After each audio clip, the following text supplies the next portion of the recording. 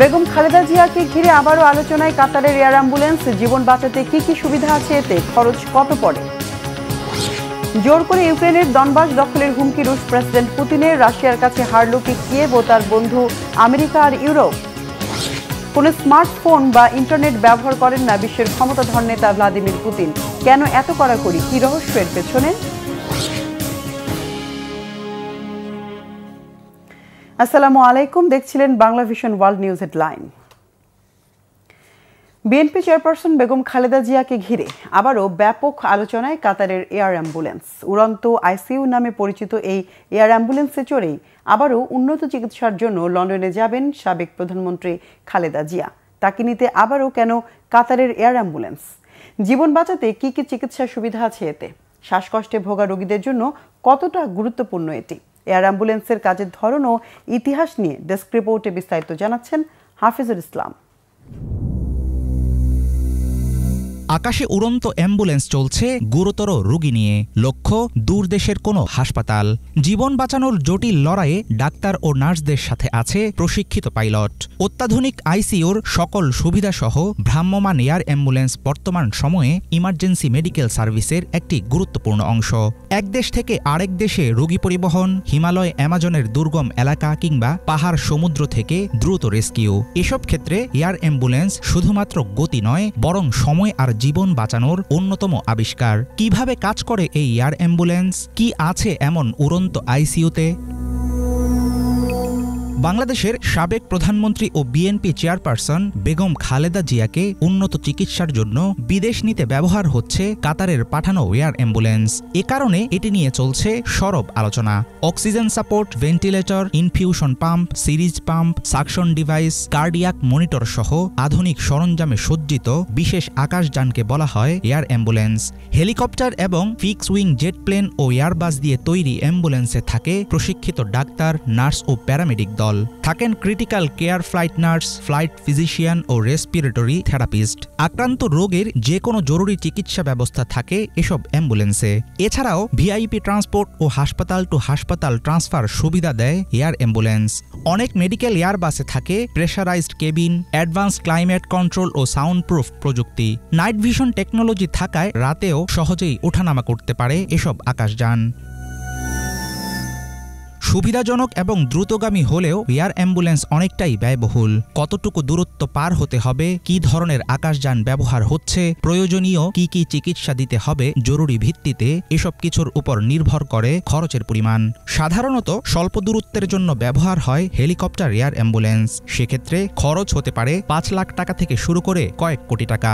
এক দেশ থেকে অন্য দেশ অথবা মহাদেশের মতো দীর্ঘ দূরত্বের জন্য ব্যবহার হয় জেট ও এয়ারবাসে তৈরি অ্যাম্বুলেন্স। তখন ১৫ লাখ টাকা থেকে শুরু করে আকাশ ছোঁয়া হতে পারে ব্যয়ের আকার। ইমার্জেন্সি মেডিকেল সার্ভিসের অনেক সেবার মতো ভ্রাম্যমাণ ফ্লাইটে রোগীর চিকিৎসা দেওয়ার বিষয়টি প্রথম শুরু হয় সামরিক বাহিনীর মাধ্যমে। প্রথম বিশ্বযুদ্ধের সময় ফ্রন্টলাইন ও যুদ্ধক্ষেত্রে আহতদের উদ্ধার বা মেডিকেল ইভাকুয়েশনের ক্ষেত্রে ব্যাপকভাবে দেখা গেছে এয়ার ট্রান্সপোর্টের ব্যবহার। প্রথম ব্রিটিশ অ্যাম্বুলেন্স ফ্লাইট আকাশে ওড়ে ১৯১৭ সালে। ১৯২৮ সালে অস্ট্রেলিয়াতে স্থাপন করা হয় ফ্লাইং ডক্টর সার্ভিস নামে বিশেষ মেডিকেল অ্যাম্বুলেন্স। নেপাল, তিব্বতের মতো পাহাড়ি পর্যটন নির্ভর দেশ ও কানাডা, অস্ট্রেলিয়া সহ স্ক্যান্ডিনেভিয়ান বিভিন্ন রাষ্ট্রে রয়েছে এয়ার অ্যাম্বুলেন্সের ব্যাপক প্রচলন। বাংলাদেশের অনেক অভিজাত প্রাইভেট হাসপাতাল ও সরকারি সংস্থা রোগী আনা নেওয়ার ক্ষেত্রে সীমিত পর্যায়ে ব্যবহার করে থাকে এই ধরনের আকাশযান। ধনকুবের ব্যবসায়ী ও রাষ্ট্রপ্রধানরা নিয়মিত নিয়ে থাকেন এমন সুবিধা। খরচ কমলে ও সেবাদাতা প্রতিষ্ঠান বাড়লে আগামীতে হয়তো জনসাধারণের নাগালে আসবে এয়ার অ্যাম্বুলেন্স। হাফিজুল ইসলাম, বাংলা ভিশন। জোর খাটিয়ে হলেও ইউক্রেনের ডনবাস দখলে নেয়ার হুমকি দিলেন রুশ প্রেসিডেন্ট ভ্লাদিমির পুতিন। সাফ জানিয়ে দিলেন ডনবাস, জাপোরিজিয়া ও খেরসনের নিয়ন্ত্রণ ছাড়বে না রাশিয়া। বর্তমানে ডনবাসের ৮৮% মস্কোর নিয়ন্ত্রণে। বিশ্লেষকদের ধারণা, এসব অঞ্চল দখলে রেখে ইউক্রেনকে চারদিক থেকে শ্বাসরুদ্ধ করার কৌশল নিয়েছেন পুতিন। আমেরিকা ও ইউরোপের সমর্থন নিয়েও কি পুতিনের রাশিয়ার কাছে হেরে যাচ্ছে ইউক্রেন? হাফিজুল ইসলামের ডেস্ক রিপোর্ট। ইউক্রেন যুদ্ধ থামানোর সবচেয়ে জোরালো কূটনৈতিক প্রচেষ্টাটিও ব্যর্থ হয়েছে। রাশিয়ার রাজধানী মস্কোতে ডোনাল্ড ট্রাম্পের বিশেষ দূত ও ট্রাম্প জামাতার সঙ্গে প্রেসিডেন্ট ভ্লাদিমির পুতিনের টানা ৫ ঘণ্টার বৈঠকে কোনোরকম সমঝোতা হয়নি। দুই পক্ষের বৈঠক জুড়ে আলোচনার কেন্দ্রবিন্দু ছিল রাশিয়ার দাবি করা পুরো ডনবাস অঞ্চল। মস্কো যাকে বলে থাকে টেরিটোরিয়াল প্রবলেম। বিশ্লেষকেরা মনে করেন ডনবাসকে কবজায় রাখার ব্যাপারে পুতিনের অনড় অবস্থান আরও কঠোর হয়েছে। কিন্তু রাশিয়া ইউক্রেনের মাঝে শান্তি চুক্তির ক্ষেত্রে ডনবাস কেন হয়ে উঠেছে মূল চাবিকাঠি?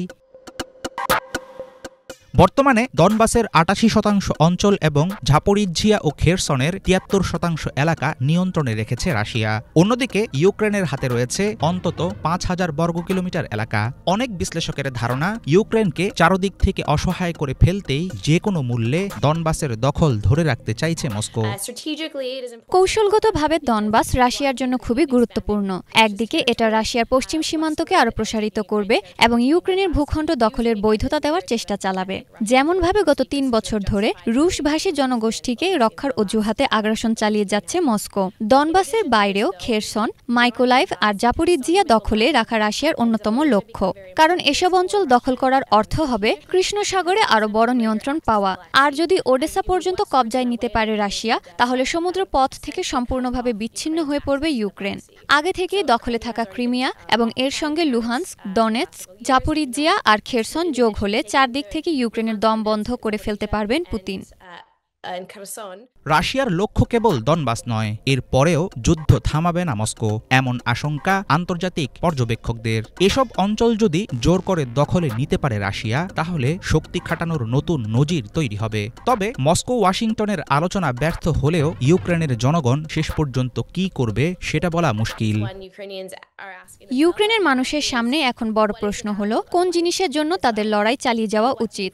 যুদ্ধ বন্ধ করলেও রক্তপাত থামবে কিনা এর তো কোনো নিশ্চয়তা নেই। সে কারণে ইউক্রেনীয়রা থামতে পারছে না। বিষয়টা শুধু টাকার নয়, এটা নীতির প্রশ্ন। দেশের মাটির সঙ্গে মানুষের শিকড়ের সম্পর্ক। তাদের পূর্বপুরুষেরা এই ভূখণ্ডে সমাহিত। গত ৩০ বছর ধরে এটা তাদেরই দেশ। জমির দখল ছেড়ে দিয়ে এত এত মানুষের জীবনদানকে কিভাবে মূল্যহীন করে দেবে তারা? ইউরোপের সঙ্গে যুদ্ধ চান না বলে দাবি করেছেন রুশ প্রেসিডেন্ট ভ্লাদিমির পুতিন। কিন্তু ইউরোপ যুদ্ধ শুরু করলে আলোচনার মতো কেউ আর বেঁচে থাকবে না, এমন হুঁশিয়ারিও দিয়েছেন তিনি। ইউক্রেনের দখলকৃত অঞ্চলগুলো কবজায় রাখার ব্যাপারে মস্কোর অনড় অবস্থান প্রায় ধূলিসাৎ করে দিয়েছে যুদ্ধ বন্ধের আশু সম্ভাবনা। হাফিজুল ইসলাম, বাংলা ভিশন। এদিকে ইউক্রেন যুদ্ধ শুরুর পরেই প্রথম ভারত সফরে গেলেন রুশ প্রেসিডেন্ট ভ্লাদিমির পুতিন। তবে বৃহস্পতিবার প্রেসিডেন্ট পুতিন ২ দিনের সফরে ভারতে পৌঁছার আগেই দিল্লির সঙ্গে গুরুত্বপূর্ণ এক সামরিক চুক্তির অনুমোদন দেয় রাশিয়ায় পার্লামেন্ট। কি আছে এই নতুন চুক্তির শর্তে? মীর ফজলে রাব্বির ডেস্ক রিপোর্ট। পশ্চিমা চাপ এবং নিষেধাজ্ঞার মুখেও পারস্পরিক নির্ভরশীলতা বজায় রেখেছে ভারত এবং রাশিয়া। ইউক্রেন যুদ্ধ শুরুর পর এই প্রথম ভারত সফরে যাচ্ছেন রাশিয়ার প্রেসিডেন্ট ভ্লাদিমির পুতিন। তবে সে সফরের আগেই ভারতের সঙ্গে গুরুত্বপূর্ণ এক সামরিক চুক্তির অনুমোদন দিল রাশিয়ার পার্লামেন্ট। নতুন এই চুক্তি অনুযায়ী দুই দেশের সামরিক বাহিনী একে অপরকে লজিস্টিক্যাল সাপোর্ট দেবে, অর্থাৎ এক দেশের বাহিনী অপর দেশে গিয়ে সামরিক পরিকাঠামো ব্যবহার করার অনুমতি পাবে। দু দেশের মধ্যে লজিস্টিক সাহায্যের আদান প্রদানের জন্য গত ফেব্রুয়ারিতে দিল্লি এবং রাশিয়ার মধ্যে একটি চুক্তি হয়। গত সপ্তাহে এই চুক্তিটি অনুমোদনের জন্য রুশ পার্লামেন্টের নিম্নকক্ষে পাঠান সে দেশের প্রধানমন্ত্রী মিখাইল মিশুস্তিন। ২ ডিসেম্বর তাতে সবুজ সংকেত দিয়েছে নিম্নকক্ষ। এক প্রতিবেদনে এ তথ্য জানিয়েছে ভারতীয় সংবাদ মাধ্যম ইন্ডিয়া টুডে।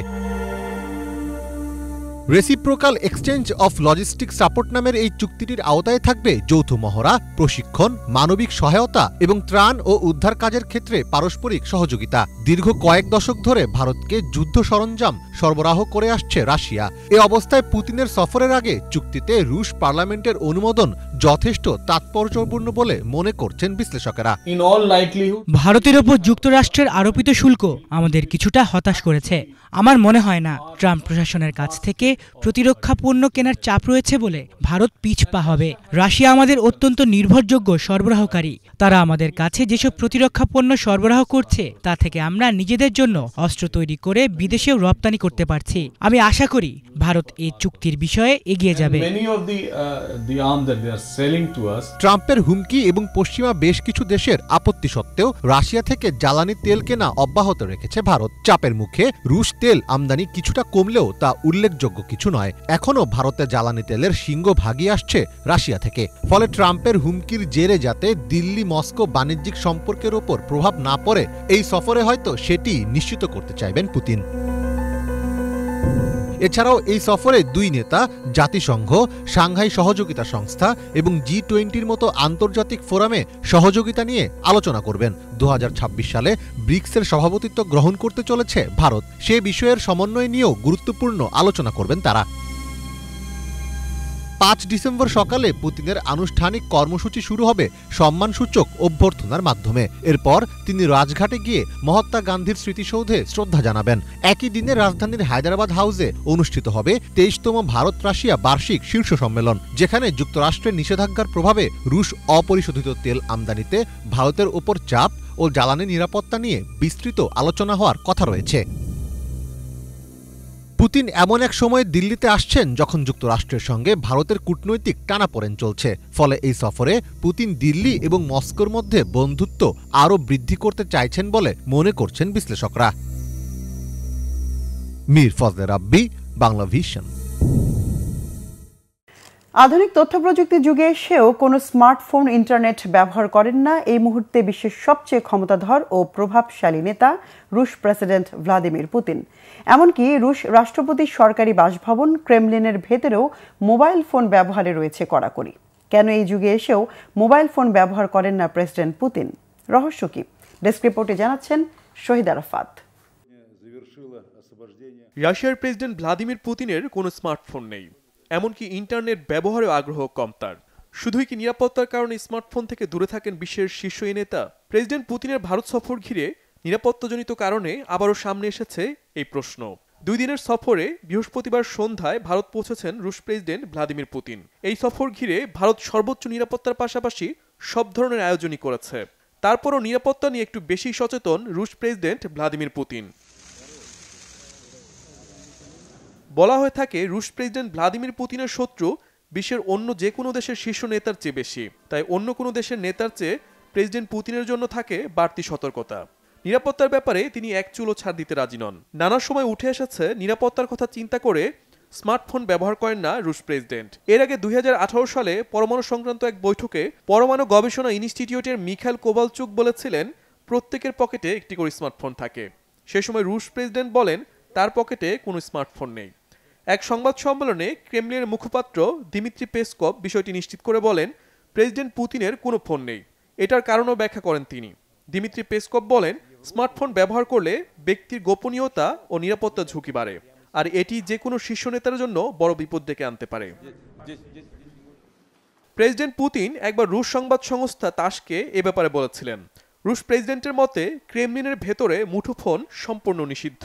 প্রেসিডেন্ট নিজেও স্মার্টফোন ব্যবহার করেন না। যদিও কারোর সঙ্গে যোগাযোগ করার প্রয়োজন হয় দাপ্তরিক ফোন লাইন ব্যবহার করেন ভ্লাদিমির পুতিন। এছাড়া আধুনিক প্রযুক্তিতে খুব একটা পটু নন তিনি। বিষয়টি বহুবার স্বীকার করেছেন। ইন্টারনেটের সমালোচনাও করেছেন রুশ প্রেসিডেন্ট। যে কোনো দেশে সফরের ক্ষেত্রে প্রেসিডেন্ট পুতিনের দল সর্বোচ্চ সতর্কতা নেয়। পুতিন কোন হোটেলে থাকবেন, কোন খাবার খাবেন সে বিষয়েও আগাম পরীক্ষা চালানো হয়। Shahid Arafat, Bangla vision, news desk. ভারতের পেঁয়াজকে না বলল বাংলাদেশের পর এবার সৌদি আরবও। গেল কয়েক মাস ধরে বাংলাদেশি ব্যবসায়ীরা ভারতীয় পেঁয়াজ আমদানি কমিয়ে দেওয়ায় বড় ধরনের বিপর্যয়ে পড়েছে ভারতের চাষি ও রপ্তানিকারকরা। পরিস্থিতি আরও জটিল হয়েছে সৌদি আরবও রপ্তানি কমিয়ে দেওয়ার সিদ্ধান্ত নেয়। সব মিলে ভারতের পেঁয়াজ রপ্তানি শিল্প এখন বড় অনিশ্চয়তায়। ডেস্ক রিপোর্টে আরও জানাচ্ছেন ইমরান মাহমুদ। বাংলাদেশ ভারতের সম্পর্কে নতুন আলোচনা পেঁয়াজ কূটনীতি। কয়েক মাস ধরে ভারতের পেঁয়াজ আমদানি কমিয়ে দিয়েছে বাংলাদেশের ব্যবসায়ীরা। ফলে দেশটির পেঁয়াজ চাষি থেকে শুরু করে রপ্তানিকারক সবাই এখন বড় ধরনের ক্ষতির মুখে। বছরখানেক আগেও ভারতীয় পেঁয়াজের সবচেয়ে বড় বাজার ছিল বাংলাদেশ, অথচ এখন সেই বাজার কার্যত বন্ধ। যদিও ভারতীয় বেশ কিছু গণমাধ্যম ও রাজনৈতিক নেতার দাবি বাংলাদেশে পেঁয়াজ রপ্তানি না করা তাদেরই সিদ্ধান্ত। বাংলাদেশের অন্তর্বর্তী সরকার বারবারই দাবি করে আসছে দেশি কৃষকদের স্বার্থ রক্ষা এবং স্থানীয় উৎপাদন বাড়ানো তাদের গুরুত্বপূর্ণ একটি লক্ষ্য। দ্য ইকোনমিক টাইমসে প্রকাশিত একটি বিশ্লেষণে বলা হয়েছে, বাংলাদেশ এখন আর ভারতের উপর নির্ভরশীল থাকতে চায় না, বরং দেশের উৎপাদন, সংরক্ষণ ও বিকল্প উৎস সবকিছুর উপরই গুরুত্ব দেওয়া হচ্ছে। প্রতিবেদনটিতে আরও বলা হয়, 2023-24 অর্থবছরে ভারত থেকে বাংলাদেশে প্রায় 7,24,000 টন পেঁয়াজ রপ্তানি হয়েছিল। এটি ছিল ভারতের মোট রপ্তানির প্রায় 42%। কিন্তু 2025-26 অর্থবছরের প্রথম 6 মাসে বাংলাদেশের রপ্তানি কমে দাঁড়িয়েছে মাত্র 12,900 টনে, অর্থাৎ রপ্তানিতে 98.22% পতন। তবে এই বিশাল ঘাটতি পূরণে বাংলাদেশের ব্যবসায়ীরা কোন বিকল্পের দিকে ঝুঁকছেন তা নিশ্চিত হওয়া যায়নি। তবে ভারতের জন্য এই পতন এতটাই ভয়াবহ যে সীমান্তে অপেক্ষমান প্রায় 30,000 টন পেঁয়াজ ফেলে রাখতে হয়েছে। এই পেঁয়াজের গন্তব্য বাংলাদেশে ছিল কিনা তা জানা যায়নি, তবে ট্রেডাররা বলছেন মাসের পর মাস পণ্য পড়ে থাকায় অনেক পেঁয়াজই পচে গেছে। ভয়াবহ এমন ক্ষতির কারণে ভারতের কিছু অঞ্চলে পেঁয়াজের দাম নেমে এসেছে প্রতি কেজি 2 রুপিতে, এমন তথ্য জানায় টাইমস অফ ইন্ডিয়া। আর ইটিভি ভারতের একটি প্রতিবেদনে বলা হয়, ভারতের পেঁয়াজ রপ্তানি আয় কমেছে প্রায় 1100 কোটি রুপি। এই বিপর্যয়ের অন্যতম বড় কারণ হিসেবে ধরা হচ্ছে বাংলাদেশে বাজারের পতন। অবস্থা এমন হয়েছে যে ভারতের মহারাষ্ট্র, কর্ণাটক, মধ্যপ্রদেশ সহ বিভিন্ন রাজ্যে নানান কারণে পেঁয়াজের দাম পড়ে যাওয়ায় চাষিরা চরম হতাশায় পড়েছেন। হিন্দুস্তান টাইমসে বলা হয়, চলতি মৌসুমে পেঁয়াজের বাম্পার ফলন হলেও রপ্তানির সংকটে দাম পড়ে যাওয়ায় কৃষকদের পরিবহন খরচে উঠছে না। অনেকেই বাধ্য হয়ে খেতে পেঁয়াজ নষ্ট করে ফেলছেন বা পশুখাদ্য হিসেবে দিয়ে দিচ্ছেন। এনডিটিভিতে প্রকাশিত আরেকটি প্রতিবেদনে দেখা যায়, মধ্যপ্রদেশের কিছু চাষি প্রতীকী প্রতিবাদ হিসেবে পেঁয়াজের অন্ত্যেষ্টিক্রিয়া পর্যন্ত করেছেন। তাদের দাবি, সরকার রপ্তানিতে স্থিতিশীলতা না আনতে পারলে তারা পেঁয়াজ চাষ ছেড়ে দেবেন। এদিকে শেখ হাসিনার পতনের পর থেকে বাংলাদেশ বিভিন্ন ক্ষেত্রে ভারতের বাণিজ্যিক বিকল্প খুঁজছে। দ্য ইকোনমিক টাইমসের বিশ্লেষণে আরও বলা হয়েছে, বাংলাদেশ এখন পাকিস্তান, চীন, মিশর সহ বিভিন্ন উৎস বিবেচনা করছে। পাশাপাশি দেশীয় উৎপাদনও বাড়ছে। বিশেষ করে নতুন জাত ও সংরক্ষণ প্রযুক্তির উন্নতির কারণে স্থানীয় সরবরাহ শক্তিশালী হচ্ছে।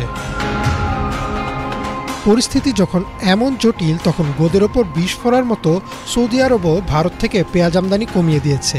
দ্য ইকোনমিক টাইমসের বিশ্লেষণে বলা হয়েছে, ভারতের উপর আরব দেশগুলোর আস্থাও কমেছে, কারণ রপ্তানিতে ভারতের হঠাৎ নীতির পরিবর্তন বহু ব্যবসাকে ক্ষতিগ্রস্ত করেছে। ফলে ভারতের পেঁয়াজ বাজারে আরও ধস নেমেছে। সব মিলিয়ে ভারতের পেঁয়াজ রপ্তানি শিল্প এখন বড় ধরনের অনিশ্চয়তার মধ্যে। বাংলাদেশ ছিল তাদের সবচেয়ে স্থিতিশীল বাজার। সেই বাজারে প্রভাব তলানিতে চলে যাওয়ায় ভারতের কৃষক, ট্রেডার ও রপ্তানিকারকরা এখন নতুন করে ক্রেতা খুঁজছেন। কিন্তু আন্তর্জাতিক বাজারে অস্থিতিশীলতার কারণে অন্য অনেক দেশ এখন ভারতকে আগের তুলনায় কম নির্ভরযোগ্য মনে করছে। ইমরান মাহমুদ, বাংলা ভিশন।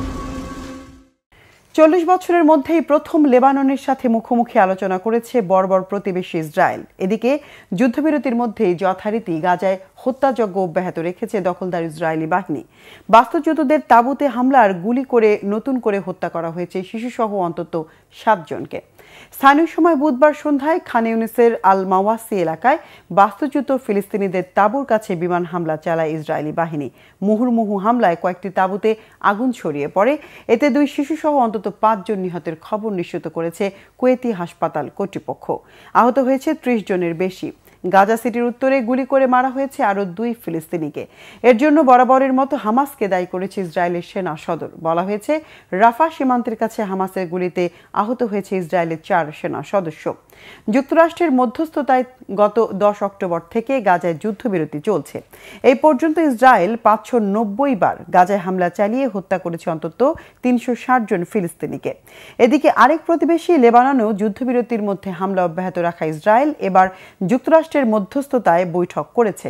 লেবাননের সাথে বেসামরিক প্রতিনিধিদের এই বৈঠকে যুদ্ধবিরতি বহাল রাখার হুমকি, অগ্রগতি আর আঞ্চলিক নিরাপত্তা নিয়ে কথা হয়েছে। লেবাননের সমুদ্র তীরবর্তী শহর নাকুরায় অনুষ্ঠিত আয়োজনে ইসরায়েলের পক্ষে উরি রেসনিক আর লেবাননের পক্ষে সিমন কারাম নেতৃত্ব দিয়েছেন। সম্ভাব্য মার্কিন অভিযান নিয়ে থমথমে উত্তেজনার মধ্যেই মার্কিন প্রেসিডেন্ট ডোনাল্ড ট্রাম্পের সাথে সৌহার্দ্যপূর্ণ ফোন আলাপের কথা জানালেন ভেনেজুয়েলার প্রেসিডেন্ট নিকোলাস মাদুরো। এদিকে প্রতিবেশী পুয়ের্তো রিকো আর পানামায় পুরো দমে সমর প্রস্তুতি জারি রেখেছে মার্কিন বাহিনী। ট্রাম্পের সাথে ফোন আলাপের বিষয়ে এতদিন নীরব থাকা মাদুরো অবশেষে মুখ খুলেছেন। রাষ্ট্রীয় টেলিভিশনে সম্প্রচারিত অনুষ্ঠানে মাদুরো বলেছেন 10 দিন আগে ট্রাম্পের সাথে ফোন আলাপের সময় মিরা ফ্লোরেস প্রাসাদে ছিলেন। সে সময় ট্রাম্পের কণ্ঠ ও বাচনভঙ্গি সম্মানজনক ছিল। আলাপচারিতার পরিবেশও ছিল অনেক সৌহার্দ্যপূর্ণ। একে কূটনৈতিক মধ্যস্থতার শুভযাত্রা হিসেবে দেখছেন প্রেসিডেন্ট মাদুরো। তিনি স্পষ্ট জানিয়ে দিয়েছেন, ভেনেজুয়েলা যুদ্ধ নয়, শান্তি চায়, কূটনৈতিক মধ্যস্থতা চায়। এদিকে মধ্যস্থতা শুরুর আশাবাদের মধ্যেই পুয়ের্তো রিকোয় সেনা সদস্যের পাশাপাশি যুদ্ধবিমান ও রণতরীর সংখ্যা বাড়িয়েছে যুক্তরাষ্ট্র। যুদ্ধবিমানে নিয়মিত ওঠানামায় থমথমে পুয়ের্তো রিকোর উত্তর পূর্বাঞ্চলীয় বন্দর নগরী সেইবায় মার্কিন সামরিক ঘাঁটি রুজভেল্ট রোডস। ভেনেজুয়েলার আরেক প্রতিবেশী পানামায়ও যুদ্ধকালীন উদ্ধার অভিযানের মহড়া শুরু করেছে মার্কিন বাহিনী। এতে অংশ নিয়েছে পানামার নৌ ও বিমান বাহিনী ছাড়াও পুলিশ আর সীমান্তরক্ষী বাহিনীর সদস্যরা।